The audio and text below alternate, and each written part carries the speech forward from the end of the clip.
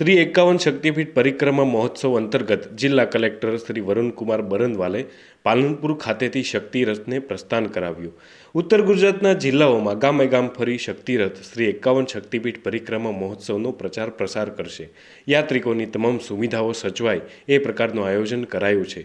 આ મામલે વરુણકુમાર બરંદવાલે શું કહ્યું સાંભળીએ।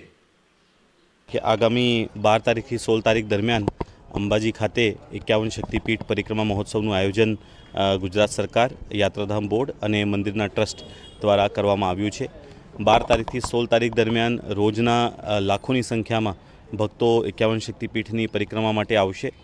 એમના માટે ટ્રાન્સપોર્ટેશનની સુવિધા, ભોજનની સુવિધા, બાકી અન્ય જે યુટિલિટીઝની જરૂર પડે છે એ તમામ સુવિધાઓ યાત્રાધામ બોર્ડ, ગુજરાત સરકાર અને મંદિરના ટ્રસ્ટ દ્વારા ત્યાં અંબાજીની અંદર ઊભી કરવામાં આવનાર છે। હું આપના થકી બધા મારી ભક્તોને અપીલ કરું છું કે આ પરિક્રમા મહોત્સવ દરમિયાન મોટી સંખ્યામાં આવીને અંબાજીમાં દર્શન કરી ધન્યતા અનુભવે।